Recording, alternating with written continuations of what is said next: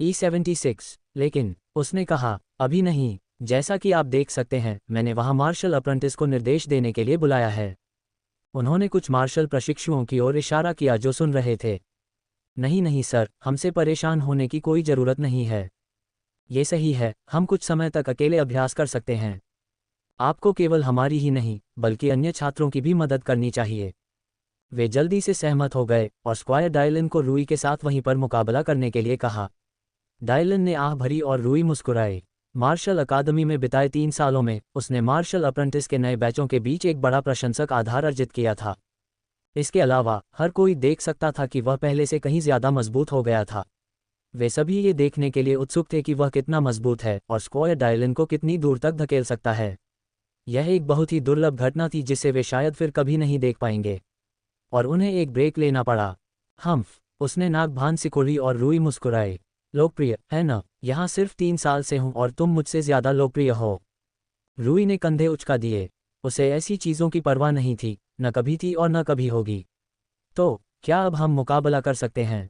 ज़रूर, उसने कंधे उचका दिए। अन्य मार्शल प्रशिक्षुओं ने मुकाबला देखने के लिए अपनी ट्रेनिंग स्थगित करने पर सहमति जताई थी, इसलिए उसके पास सहमत न होने का कोई कारण नहीं था। अचानक रूई पर भारी दबाव बढ़ गया। लेकिन सावधान रहें, मैं कायरी जितना विनम्र नहीं हूँ। उसके चेहरे पर हल्की सी मुस्कान आ गई। रूई ने व्यंग्यात्मक ढंग से मुस्कुराते हुए कहा, मैं इससे अधिक कुछ नहीं मांग सकती। कुछ ही देर में वे एक दूसरे के सामने खड़े हो गए। धीरे धीरे ये मुकाबला केंद्र दर्शकों के लिए एक स्टैंड में बदल गया, क्योंकि सभी मार्शल प्रशिक्षुओं ने रहस्यमय तरीके से उस समय एक साथ ब्रेक लिया और रहस्यमय तरीके से उस रिंग के चारों ओर एकत्र हो गए जिसमें स्क्वायर डायलन और रूई मौजूद थे। अपना रुख अपनाओ, रेफरी ने बहुत नर्म लहजे में निर्देश दिया, क्योंकि वह अपने वरिष्ठ मुख्य प्रशिक्षक को निर्देश दे रहा था। पब फ्यूचर द्वारा विज्ञापन। स्क्वायर डायलन ने बिना किसी बचाव की परवाह किए आक्रामक रुख अपनाया। मुझे लगता है कि खुद को ग्रेड 10 अप्रेंटिस स्तर तक सीमित रखना काफ़ी है।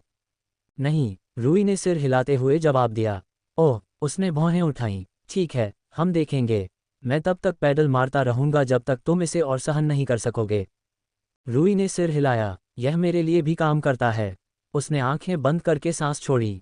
जैसे जैसे उसका मन एकाग्र होता गया, उसकी एकाग्रता बढ़ती गई। दोनों मस्तिष्कों के बीच सूचनाओं के प्रवाह के कारण द्वितीयक मस्तिष्क भी सक्रिय हो गया। उसने पहले जो मुखौटा लगाया था उसे उतार फेंका। इसने मानसिक ऊर्जा को खत्म कर दिया जिसे वह बर्बाद नहीं कर सकता था। मार्शल प्रशिक्षुओं की धड़कनें तब बढ़ गईं जब उन पर मानसिक दबाव का एक भयावह तूफान आ गया और उनका दम घुटने लगा। उनमें से एक ने बड़बड़ाते हुए कहा, यह ऐसी चीज़ नहीं है जो सिर्फ प्रशिक्षु क्षेत्र की है। हाँ, स्क्वायर डायलन ने कुछ देर रुक कर कहा। उसकी भौहें ऊपर उठीं और उसके चेहरे पर एक मुस्कान उभर आई। मुझे लगता है कि तुम अतिशयोक्ति नहीं कर रहे थे। उन्होंने कहा कि रूई ने रक्षात्मक और टालमटोल वाला रुख अपनाया। अगर संभव होता तो वह स्क्वायर डायलन के आक्रमण का सामना नहीं करना चाहता था। शुरू करो, रेफरी ने लड़ाई शुरू की। स्क्वायर डायलन के आगे बढ़ने पर हर मार्शल अप्रेंटिस के शरीर के रोंगटे खड़े हो गए। जिस ताकत से उसने आगे बढ़ने की कोशिश की, उससे उसके नीचे की जमीन हिल गई। धमाका, वह एक कदम आगे बढ़ा और रूई के चेहरे पर जोरदार वार किया। हूश, यह आघात एक खाली भ्रम में दुर्घटनाग्रस्त हो गया। यह एक छलावा था। पब फ्यूचर द्वारा विज्ञापन। धमाका। डायलन ने मुश्किल से अपने शरीर के अंगों पर हुए हमले को रोका, पीछे की ओर खिसका। वह तुरंत आगे बढ़ा और हमलों की एक लहर शुरू कर दी। फिर भी वह आश्चर्य से अपनी आंखें बड़ी कर सकता था, क्योंकि हर एक हमला विफल हो रहा था। और यह करीब भी नहीं था, बस कुछ सेंटीमीटर, बस इतना ही था। रूई ने हर वार से बचने के लिए यही सब किया। उसकी सुंदर कोमल हरकतें स्क्वायर डायलन की आक्रामक और तेज हरकतों के विपरीत थीं। फिर भी उनमें से किसी ने उसके शरीर का एक बाल भी नहीं छुआ। ये सरल था, मैं समझ गया, रूई ने टिप्पणी की। यहाँ तक कि शीर्ष प्रशिक्षु ग्रेड आक्रामक विशेषज्ञ भी मेरे खिलाफ अप्रचलित हैं। प्राइमरी इंस्टिंक्ट तकनीक के साथ संयोजन में द्वितीयक मस्तिष्क इतना शक्तिशाली था कि डायलन की हरकतों पर नज़र रखना बहुत आसान था। उसके पास सचेत रूप से ट्रैक करने, प्रक्रिया करने, निर्णय लेने और फिर उस निर्णय पर कार्य करने और फिर भी हर हमले से बचने के लिए पर्याप्त समय था। वह तो छल कपट का प्रयोग भी नहीं कर रहा था। भविष्यसूचक मॉडल निर्माण की गति के बारे में क्या? उन्होंने आश्चर्य व्यक्त किया, क्योंकि वह आसानी से एक और हमले से बच निकले। माइंड पैलेस अत्यंत सुचारू गति से कार्य कर रहा था, क्योंकि उसका मस्तिष्क और द्वितीयक मस्तिष्क दोनों ही अविश्वसनीय गति से डेटा को संसाधित और इनपुट कर रहे थे। इंदौर में पुरुषों के लिए स्टेमिना बढ़ाने का ये ऑफर बड़ा है। ट्रेडिंग में सफल होना चाहते हैं?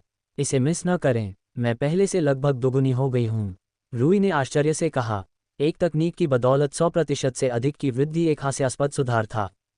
इससे पहले कि वह मामले की गहराई से जांच कर पाते, धमाका!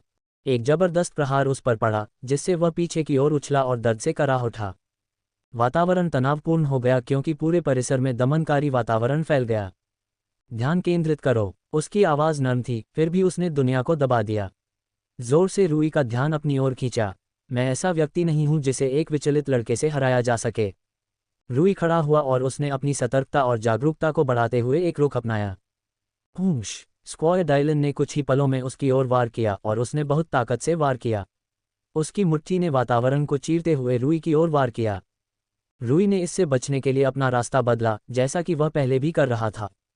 हूश! धमाका! वह सदमे में मुंह बनाकर खड़ा हो गया क्योंकि एक अदृश्य शक्ति ने उसे हमले की ओर वापस खींच लिया, जिससे वह बच नहीं सका। उसने अपने दांत पीस लिए क्योंकि शक्तिशाली हमला जल्दबाजी में खड़े गार्ड पर हुआ और वह पीछे की ओर गिर गया। उसने मुझे अपने हमले की ओर वापस खींचने और मुझे चकमा देने से रोकने के लिए एक हवा हेरफेर तकनीक का इस्तेमाल किया। ये फे के पास जो है उसका एक अधिक परिष्कृत संस्करण है। उसने तुरंत महसूस किया जैसे ही वह अपने संतुलन को पुनः प्राप्त करते हुए आगे बढ़ा। स्क्वायर डिलॉन पहले ही आ चुका था, लेकिन इस बार रूई तैयार थी। इसके बाद जो हुआ उससे पूरा परिसर हिल गया।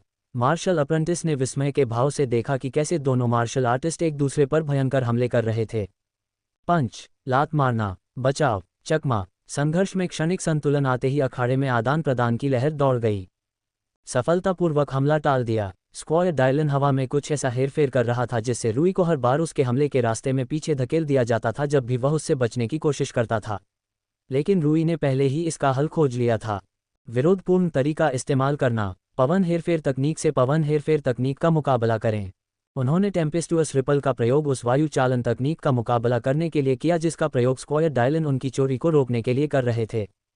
हूश! धमाका! रूई ने आसानी से एक हमले को चकमा दिया और उसने स्क्वायर डायलन पर एक शक्तिशाली हमला किया।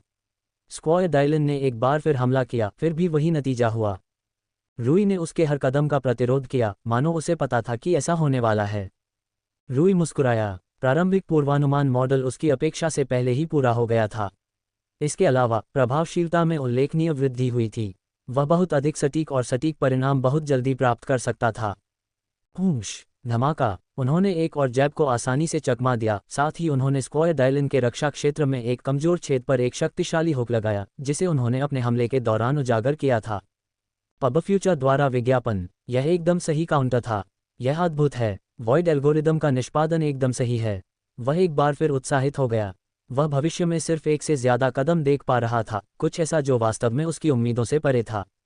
लेकिन उस संक्षिप्त समयावधि में जितना वह कभी कर पाते, उससे कहीं अधिक डेटा को संसाधित करके, वह पूर्वानुमान मॉडल के लक्ष्य द्वारा एक निश्चित कदम उठाने की संभावना का सांख्यिकीय मूल्यांकन करने में सक्षम हो गए। फिर भी लड़ाई में रूई की पहले जैसी मजबूत स्थिति नहीं लौटी। स्क्वायर डायलन का काम अभी पूरा नहीं हुआ था। रूई को आदिम वृत्ति के खतरे और जोखिम की सशक्त भावना के माध्यम से खतरे की तीव्र अनुभूति हुई। धमाका! एक अविश्वसनीय रूप से तेज और शक्तिशाली सीधा मुक्का उसके गार्ड पर लगा। वह दूर चला गया और उसने स्क्वायर डायलन की ओर देखा। अब वह खुद को पारंपरिक मार्शल अप्रेंटिस दायरे तक सीमित नहीं रख रहा है। स्क्वायर डायलन को रूई के शब्दों में सच्चाई का एहसास हो गया था।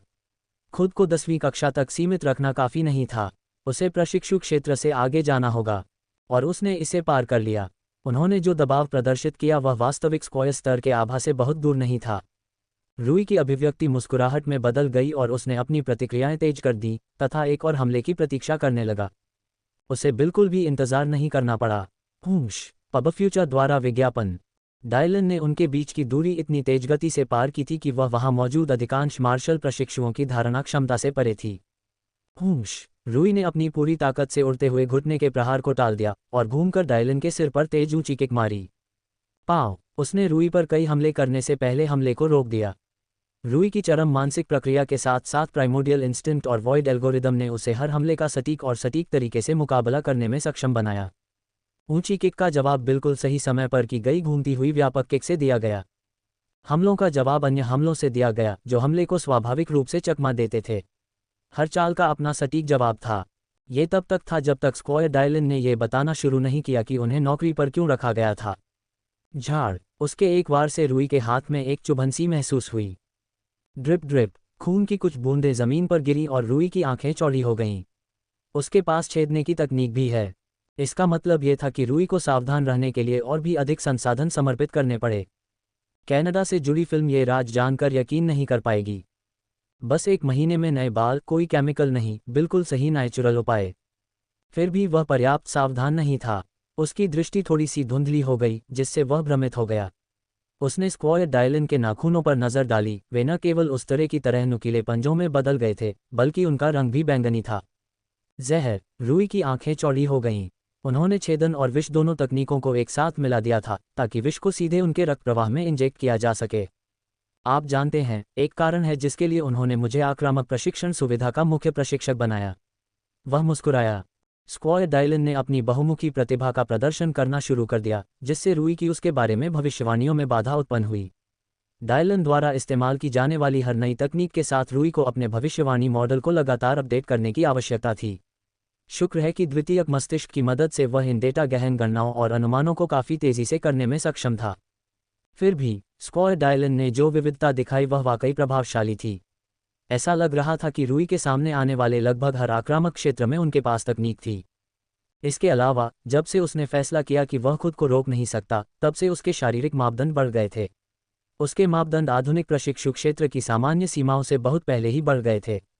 वे अर्ध स्क्वायर दायरे में थे। फिर भी रूई ने हार नहीं मानी। एक के बाद एक कदम, एक के बाद एक आदान प्रदान, उसने सभी डेटा को वॉइड एल्गोरिदम में शामिल किया और स्क्वायर डायलन के बारे में और भी अधिक सटीक भविष्यवाणियां करना शुरू कर दिया। मार्शल अप्रेंटिस को दृष्टिगत रूप से भी तालमेल बिठाने में संघर्ष करना पड़ रहा था। फिर भी जो बातें वे समझ पाए और ठीक से समझ पाए, वे इतनी चौंकाने वाली थीं कि उन्होंने लगभग चाहा कि वे ऐसा न कर पाते। एक मार्शल अप्रेंटिस इतनी शक्ति के स्तर पर कैसे काम कर सकता है? एक मार्शल अप्रेंटिस क्षेत्र की सामान्य सीमाओं से कहीं अधिक गति पर कैसे प्रतिक्रिया कर सकता है? एक मार्शल अप्रेंटिस किसी शक्तिशाली पर्वत के समान शक्तिशाली व्यक्ति को अपने हमलों को रोकने के लिए कैसे मजबूर कर सकता है? वे समझ नहीं पाए। उन्होंने 2 मार्शल कलाकारों के बीच शानदार लड़ाई को देखने की स्वतंत्रता ली, क्योंकि उन्होंने एक मार्शल प्रशिक्षु को ऐसी शक्ति प्राप्त करते देखा जो शायद पहले किसी भी मार्शल प्रशिक्षु को प्राप्त नहीं हुई थी।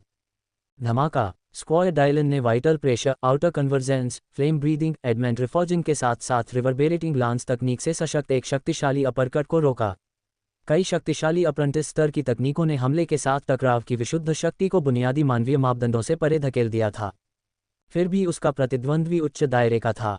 भले ही उसने जो रक्षात्मक तकनीकें इस्तेमाल की, वे वास्तव में स्क्वायर स्तर की नहीं थीं, लेकिन उसका विकसित शरीर ही उसे भारी मात्रा में दंड झेलने में सक्षम बनाता था। अंततः हमले से कोई सार्थक क्षति नहीं हुई।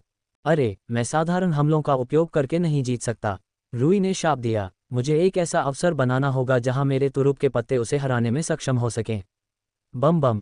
रूई ने स्क्वायर डायलन के पवन विस्फोट हमलों से बचते हुए कलाबाजी की। जिस गति से उन्हें लॉन्च किया गया और आगे बढ़ाया गया, साथ ही उनकी शक्ति सभी अप्रेंटिस दायरे की पारंपरिक सीमा से अधिक थी। फिर भी रूई द्वितीयक मस्तिष्क, वॉइड एल्गोरिथम और प्राइमोडियल इंस्टिंक्ट के संयोजन की मदद से उन सभी की भविष्यवाणी करने और उन पर प्रतिक्रिया करने में सक्षम था, जिससे वह स्क्वायर डायलन के अधिकांश हमलों से आसानी से बच पाया। अक्वार। डिलोन ने उसकी भुजाओं को पकड़ लिया और उन्हें अपनी जगह पर बनाए रखा। फिर भी हाथापाई करने के बजाय उसने बस एक गहरी सांस ली। रूई की आंखें चौड़ी हो गईं क्योंकि वह डायलन को अस्थिर करने के लिए फ्लक्स फ्लो को निष्पादित करते समय तेजी से झुका था। डायलन थोड़ा लड़खड़ा गया क्योंकि उसने एक धधकती आग का गोला उगल दिया जो तोड़फोड़ के कारण रूई से बाल बाल बच गया। हूश। आग की लपटें हानिरहित रूप से दूर हो गईं क्योंकि रूई ने अपनी पकड़ से बाहर निकलकर पीछे की ओर छलांग लगाई। अपने माथे से पसीना पोंछते हुए उसने स्क्वायर डायलन को सावधानी से देखा। उसका अपराध वास्तव में विविधतापूर्ण और बहुमुखी था। इस तथ्य के बावजूद कि विशेषज्ञ मार्शल कलाकारों के अनुकूल होना आसान था, डायलन को विशेषज्ञ नहीं माना जा सकता था क्योंकि उसके पास कई तरह के आक्रामक विकल्प थे। हूश। रूई ने एक शक्तिशाली हेमेका स्विंग को साफ साफ चकमा दिया क्योंकि उसने सावधानीपूर्वक अपनी दूरी बनाए रखी। भले ही डायलन एक ऐसी गति और शक्ति के साथ काम कर रहा था जो लगभग स्क्वायर स्तर पर थी, वह रूई के खिलाफ निरंतर लाभ हासिल करने में असमर्थ था। वह जानता था कि रूई खास है, लेकिन यह उसके लिए वाकई आश्चर्यजनक था। उसे यकीन नहीं हो रहा था कि वह इतना शक्तिशाली बन गया है। उसकी प्रतिक्रियाएं एक स्क्वायर से मिलने वाली प्रतिक्रियाओं से कहीं ज्यादा करीब थीं, न कि एक मार्शल अप्रेंटिस से। ऐसे क्षण थे जब उसे लगा कि उसने सब कुछ पूरी तरह से समझ लिया है। ये ऐसे समय थे जब रूई ने डायलन से पहले ही आगे बढ़ना शुरू कर दिया था ताकि बाद में आने वाली चालों का मुकाबला किया जा सके। ये पूरी तरह से हैरान करने वाला था। बम बम बम। उन्होंने रूई को बार बार शरीर पर वार करते हुए देखा, जिसमें उन्होंने कई आक्रामक तकनीकों का इस्तेमाल किया था जिन्हें उन्होंने वर्षों से सीखा था। उनके आक्रमण की शक्ति चौंका देने वाली थी। Vital pressure, outer convergence, flame breathing, adamant reforging और रिवर्बेरेटिंग लांस की संयुक्त शक्ति ने उनके हर एक वार के प्रभाव को बढ़ा दिया। स्क्वायर डायलन को पुरानी यादें ताज़ा हो गईं, जब उन्हें याद आया कि आक्रामक तकनीक प्रशिक्षण सुविधा के प्रमुख के रूप में उन्होंने रूई को इन सभी तकनीकों में से हर एक के साथ प्रशिक्षित किया था। वह बहुत आगे आ गया है, उन्होंने कहा, लेकिन अब इसे समाप्त करने का समय आ गया है। धमाका। पब फ्यूचर द्वारा विज्ञापन। डिलोन एक तेज और शक्तिशाली प्रहार करने में सफल रहा, क्योंकि वह एक डिग्री कम पीछे रह गया था। स्क्वायर डायलन ने रूई के खिलाफ हमलों की झड़ी लगा दी। उनके बीच की गति का अंतर बहुत कम नहीं था।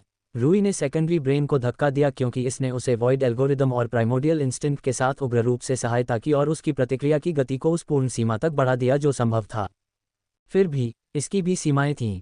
स्क्वायर डायलन इतनी ताकत से काम कर रहा था कि वह किसी भी दूसरे मार्शल अप्रेंटिस को 3 सेकंड के अंदर मार सकता था, और सभी मार्शल अप्रेंटिस जो वहां मौजूद थे वे इस तथ्य से बेहद वाकिफ थे।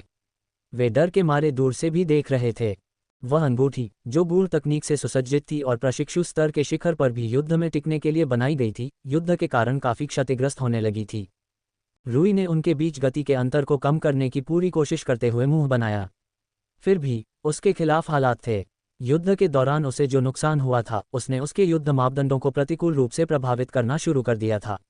रूई पर पड़ने वाले डायलन के हर हमले ने स्थायी क्षति पहुंचाई, लेकिन बदले में रूई के हमलों ने डायलन के अति विकसित शरीर और संविधान के खिलाफ उतना नुकसान नहीं पहुंचाया। स्क्वायर डायलन के शरीर के माध्यम से प्रभाव को पार करने वाले रिवर्बेरेटिंग लांस के साथ भी प्रभाव न्यूनतम था। फिर भी रूई का काम अभी पूरा नहीं हुआ था। मैंने अभी तक अपना तुरुप का पत्ता इस्तेमाल नहीं किया है। रूई ने अपने दांत पीस लिए क्योंकि वह स्टिंगर तैयार करते समय अपने द्वारा सफलतापूर्वक बचाए गए वार की संख्या को अधिकतम करने के लिए संघर्ष कर रहा था। अगर वह स्क्वायर फ्रीलिया कैला के खिलाफ किए गए स्टिंगर को सफलतापूर्वक इस्तेमाल कर पाता तो वह स्क्वायर डायलन को कम से कम कुछ नुकसान पहुंचाने में सक्षम हो सकता था। सबसे बड़ी समस्या ये थी कि स्क्वायर डायलन उस स्तर से भी ऊपर काम कर रहा था जो उसने और उसके दोस्तों ने कॉमनवेल्थ डची ऑफ विनफ्राना में उसके साथ लड़ाई के समय किया था। उसके पास केवल एक ही मौका था, उसे इसका बुद्धिमानी से उपयोग करना था। उन्होंने स्क्वायर डायलन के आक्रमण को चकमा दिया और उसे सहन किया, एक के बाद एक वार, तकनीक के बाद तकनीक। अब जैसे ही वह क्षण आया, रूई की आंखें तेज हो गईं। पब फ्यूचर द्वारा विज्ञापन। वह स्क्वायर डायलन के दाईं ओर घूमा और एक शक्तिशाली प्रहार किया। डायलन ने तुरंत ही उस पर हमला करके जवाब दिया। हूश। रूई की छवि गायब हो गई। डिलोन की आंखें आश्चर्य से फैल गईं। यह एक छलावा था। उसकी चेतना फैल गई क्योंकि उसकी तीव्र इंद्रियों ने तुरंत उसके पीछे रूई को पहचान लिया। फिर भी जब उसे बहुत बड़ा खतरा महसूस हुआ तो उसकी रीढ़ में सिहरन दौड़ गई। एक स्क्वायर स्तर की आभा। कुछ ही क्षणों में जैसे ही वह मुड़ा, एक भारी स्क्वायर स्तर की आभा उस स्थान पर छा गई तथा प्रत्येक मार्शल अप्रेंटिस भय से कांपते हुए अपनी जगह पर जम गया। स्क्वायर डायलन की लंबे समय से दबी हुई प्रवृत्तियां जाग उठीं जब एक अनुभवी सैनिक की सजगता, जिसने कई स्क्वायर को मार डाला था, खतरे की बढ़ती भावना में बदल गई। एक पल के लिए वह भूल गया कि वह एक साधारण मार्शल अप्रेंटिस से लड़ रहा था। अपनी पीठ को एक मार्शल स्क्वायर को सौंपने की अनुभूति ने एक ऐसा डर पैदा कर दिया जो सभी तर्कों को दरकिनार कर देता है, सहज रूप से उसके शरीर पर हावी हो जाता है। ये सहज भय ही था जिसने मार्शल वर्ल्ड में उसकी जान बचाई थी। रूई ने अपनी पीढ़ी के सबसे शक्तिशाली मार्शल स्क्वायर में से एक को फिर से जगाया था। उसकी गति और शक्ति में वृद्धि हुई क्योंकि उसने उन पर लगे सभी बंधन तोड़ दिए।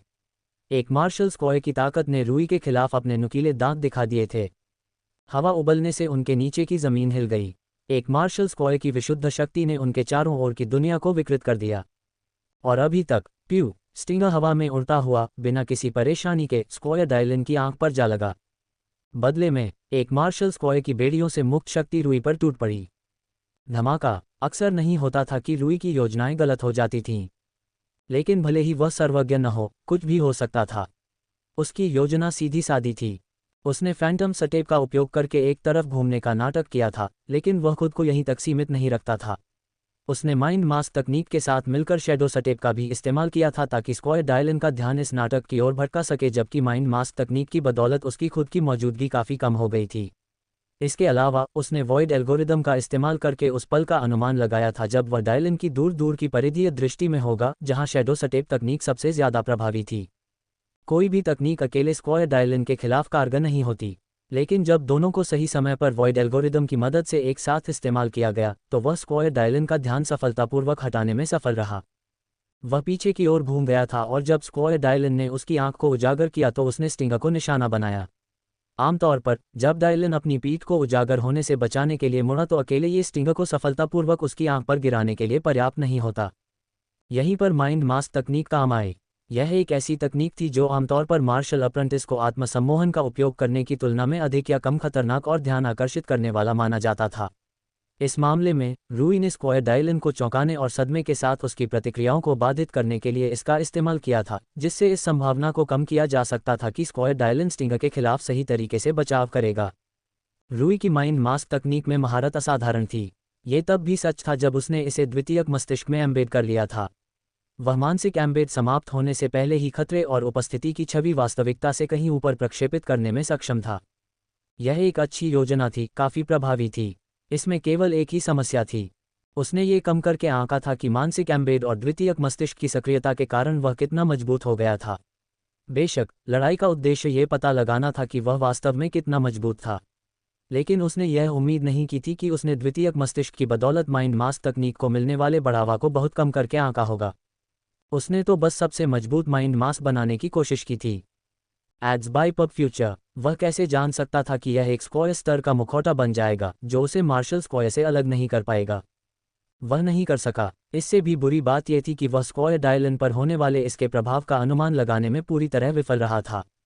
जब स्क्वायर डायलन ने अचानक अपने पीछे से स्क्वायर स्तर का मानसिक दबाव महसूस किया तो इसने उसके चेतन मन को पूरी तरह से दरकिनार कर दिया और उसके जीवित रहने की प्रवृत्ति को सक्रिय कर दिया। उसने बस सहज रूप से स्क्वायर स्तर के हमले के साथ पीछे की ओर हमला किया। हमला होने के बाद ही उसे एहसास हुआ कि उसने क्या किया है। रूई की उन्नत आदिम प्रवृत्ति ने स्क्वायर डायलन से खतरे की भयावह मात्रा को महसूस किया था, जिससे उसे पता चला कि डायलन गंभीर हो गया है और स्क्वायर स्तर आने वाला है। स्टिंगर पहले ही बहुत दूर जा चुका था और उसे रोका नहीं जा सकता था। इसके बजाय स्क्वायर डायलन के हमले के शुरू होने से एक पल पहले उसने अपना बचाव किया और तेजी से पीछे की ओर झुका, उम्मीद करते हुए कि पीछे और नीचे की ओर गति से नुकसान कम होगा। वॉइड एल्गोरिथम को अत्यधिक कार्य करना पड़ा क्योंकि रूई ने हमले के सटीक प्रक्षेप पथ का अनुमान लगा लिया था तथा क्षति को न्यूनतम करने के लिए वह सब कुछ कर रहा था जो वह कर सकता था।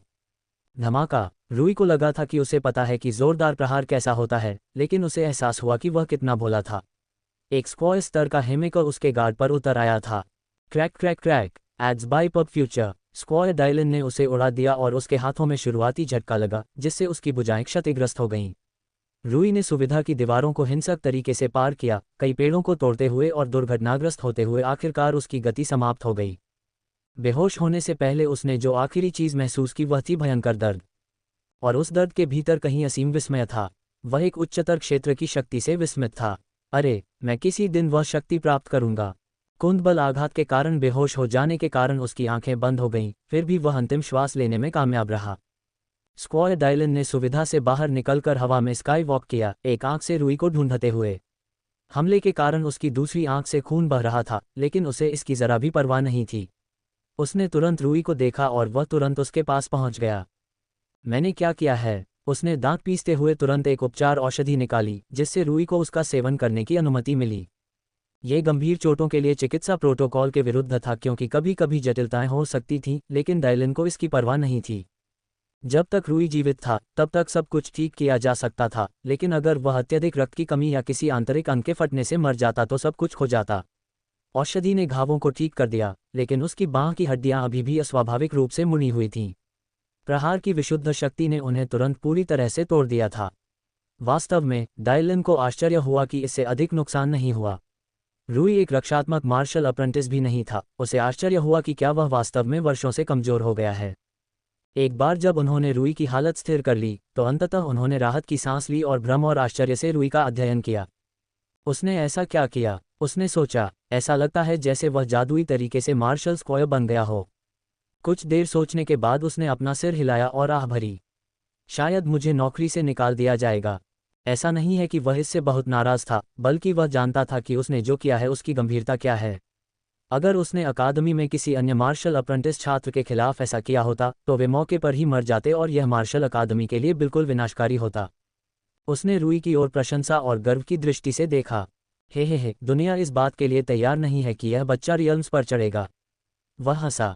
मजेदार बात यह है कि यह पहली बार नहीं था जब रूई को स्क्वायर स्तर की तकनीक से हराया गया था। केन के साथ साथ उसे स्क्वायर कायरी ने स्क्वायर स्तर की तकनीक से हराया था।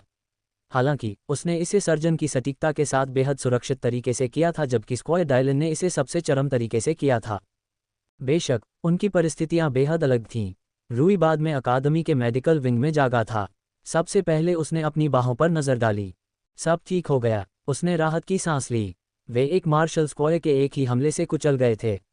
यार, वह बहुत ताकतवर है, रूई ने आह भरते हुए कहा, जैसे वह स्क्वायर दायरे में घुसने की अपनी बढ़ती तीव्र इच्छा को दबाने की कोशिश कर रहा था। लेकिन अफसोस, अभी समय नहीं आया था। उसने अपनी आंखें बंद कर लीं और अपने विचारों को अपनी मार्शल आर्ट की ओर मोड़ दिया। उसे अपनी मार्शल आर्ट की परिपक्वता के बारे में सहज निश्चितता महसूस नहीं हुई, जैसा कि उसे बताया गया था कि जब उसकी मार्शल आर्ट परिपक्व हो जाएगी तो उसे महसूस होगा। उसने अपना सिर हिलाया। शायद ये तब होगा जब मैं अपने अनुभव के साथ अपनी शक्ति के वर्तमान स्तर को मजबूत करूंगा। आखिरकार यह असंभव नहीं था। उन्होंने उन विचारों को एक तरफ रख दिया और उस समय अपनी स्थिति पर विचार करने लगे। अब आगे क्या करना है? बेशक उनके तात्कालिक लक्ष्य अभी भी स्क्वायर उम्मीदवारी और स्क्वायर क्षेत्र थे, लेकिन उन्हें अभी भी उस स्तर तक पहुंचने के लिए योजना बनानी थी और कदम उठाने थे। अभी के लिए मार्शल अकादमी छोड़ने का समय आ गया है, रूई ने धीरे से कहा। वह लंबे समय से इस मील के पत्थर के आने का इंतजार कर रहा था, अकादमी से उसका स्नातक होना। मार्शल अकादमी में शामिल होने के बाद से उसे लगभग 3 साल हो चुके थे। वह पहले ही 16 साल का हो चुका था। जब से मैं शामिल हुआ हूं तब से बहुत कुछ हुआ है। उन्होंने मार्शल अकादमी में अपनी यात्रा के बारे में सोचा। जब से उन्होंने इसमें प्रवेश किया था, फाउंडेशन स्टेज में प्रवेश किया था, जिसने उनके शरीर और बुनियादी हाथ से हाथ की क्षमताओं को निखारा था। एक्सप्लोरेशन स्टेज ने उन्हें मार्शल आर्ट का असली स्वाद चखाया था और उसके तुरंत बाद उन्होंने प्रोजेक्ट वाटर के साथ अपने मार्शल पाथ की खोज की थी। पब फ्यूचर द्वारा विज्ञापन। इसके बाद प्रशिक्षण की एक रोमांचक यात्रा शुरू हुई और अपने कई मिशनों के माध्यम से दुनिया का अनुभव करते हुए वह मजबूत होता गया। मार्शल प्रतियोगिता एक मुख्य आकर्षण थी, जिसने उसे कैंड्रियन साम्राज्य में अपने कई साथियों के साथ खुद की तुलना करने का मौका दिया। वह पहली बार कैंड्रियन साम्राज्य से बाहर तभी निकला था जब उसने अपना पहला अंतर्राष्ट्रीय कमीशन स्वीकार किया था, जिससे उसे कैंड्रियन साम्राज्य के बाहर की दुनिया के बारे में और अधिक जानकारी मिली। और अब वह उस स्थिति में आ गया था जहां मार्शल अकादमी अब उसे कोई सार्थक मूल्य प्रदान नहीं कर सकती थी। अगर ऐसा था तो वह छात्र बने रहना नहीं चाहता था। प्रशिक्षु क्वारियर, एक नज ने उसे जागते हुए देखा। मैं देख रही हूं कि तुम जाग रहे हो। तुम्हें कैसा लग रहा है? वास्तव में बिल्कुल ठीक हूं, रूई ने जवाब दिया। मेरी बाहें ठीक हो गई हैं। हाँ बिल्कुल, नज ने जवाब दिया। हमने आपके सभी घावों का पूरी तरह से इलाज कर दिया है और उन्हें ठीक कर दिया है। हम बस एक अंतिम जांच करेंगे और फिर आपको तुरंत छुट्टी दे दी जाएगी। ज़्यादा समय नहीं बीता था कि रूई अपनी स्पेरिंग यूनिफॉर्म में मेडिकल विंग से निकलकर सीधे आक्रामक तकनीक प्रशिक्षण केंद्र की ओर चल पड़ा। तुम वापस आ गए, स्क्वायर डायलन ने कहा जब उसने रूई को अंदर आते देखा। रूई ने जवाब में मुस्कुराते हुए कहा, प्रशिक्षक डायलन, मैंने जो किया उसके लिए मैं सच में बहुत शर्मिंदा हूं, मेरे बेटे। डायलन ने माफ़ी मांगते हुए आह भरी।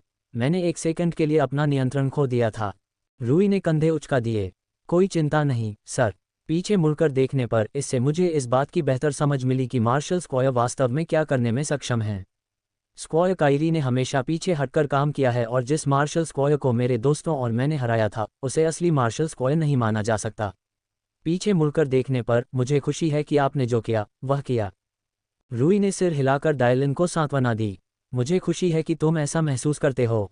डायलन ने राहत की सांस ली। हालांकि अगर तुम नाराज होते तो मैं तुम्हारे खिलाफ कुछ नहीं करता। स्क्वायर स्तर के हमले से सीधे वार से ज़्यादातर मार्शल अप्रेंटिस मारे जा सकते थे। रूई ने अपना सिर हिलाया और हंसने लगा। दोनों के बीच कुछ और मजाक हुआ जब रूई ने बताया कि वह बहुत जल्द मार्शल अकादमी छोड़ने वाला है। पब फ्यूचर द्वारा विज्ञापन। क्या ऐसा है? स्क्वायर डायलन ने मिश्रित मुस्कान के साथ आह भरी। मैं बहुत जल्द ही आपके साथ शामिल हो सकता हूँ। क्या आपने प्रशिक्षक के रूप में सेवानिवृत्त होने की योजना बनाई है? रूई ने असमंजस में अपनी भौहें सिकोड़ लीं। नहीं, उसने अपना सिर हिलाया। लेकिन हमारे स्पा में हुई दुर्घटना के कारण मेरी नौकरी जा सकती है। रूई की आंखें उन शब्दों पर सिकुड़ गईं। मैं समझ गया, चिंता मत करो। मुझे यकीन है कि मार्शल अकादमी यह समझेगी कि यह तुम्हारे जैसी क्षमता वाले मार्शल स्क्वायर प्रशिक्षक को खोने लायक बात नहीं है।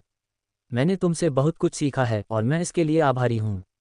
मुझे यकीन है कि कई मार्शल प्रशिक्षु भी ऐसा ही महसूस करते हैं। तुम इस बूढ़े आदमी की आंखों में आंसू ला दोगे। स्क्वायर डायलन ने रूई को दूर जाने का इशारा करने से पहले हंसते हुए कहा, शुभकामनाएं और अलविदा। रूई ने उन्हें अलविदा कहने के बाद प्रशिक्षण केंद्र छोड़ दिया और तुरंत मार्शल अकादमी के रिसेप्शन की ओर चल पड़े। क्षमा करें, रूई ने सहायक कर्मचारियों में से एक से पूछा। हाँ, मैं आपकी क्या मदद कर सकती हूँ? उसने पूछा। क्या मुझे कागज़ का एक टुकड़ा और एक कलम मिल सकता है? उसने तुरंत उसे स्वीकार करते हुए पूछा। वह एक मेज़ पर बैठ गया और पत्र लिखना शुरू कर दिया। उसे पत्र लिखने में लगभग 10 मिनट लग गए। वह रिसेप्शनिस्ट के पास गया और उसे कागज़ का टुकड़ा थमा दिया। क्या मैं आपसे अनुरोध कर सकता हूं कि कृपया वह पत्र हेडमास्टर अरोनियन को दे दें? बेशक, अप्रेंटिस क्वारियर। रिसेप्शनिस्ट ने उसकी ओर झुककर सावधानीपूर्वक मुड़ा हुआ पत्र स्वीकार किया। धन्यवाद। रूई ने मुड़कर अपने छात्रावास के कमरे में वापस जाने का फैसला किया। अब उसके पास सोचने के लिए बहुत कुछ था क्योंकि उसने कुछ छोटे मोटे काम निपटा लिए थे। फिर भी तुरंत ही एक कर्मचारी उसे यह बताने आया कि हेडमास्टर ने उसे बुलाया है। अभी? रूई ने पूछा। हाँ, स्टाफ सदस्य ने जवाब दिया। ठीक है, रूई ने सिर हिलाया। ये तो बहुत जल्दी हो गया। उसे कुछ समय लगा, लेकिन वह शीघ्र ही प्रधानाध्यापक के कार्यालय पहुंच गया। Headmaster Aronian. रूई ने ऊपरी क्षेत्र के एक मार्शल कलाकार द्वारा अर्जित सम्मान को व्यक्त करते हुए गहराई से झुककर प्रणाम किया।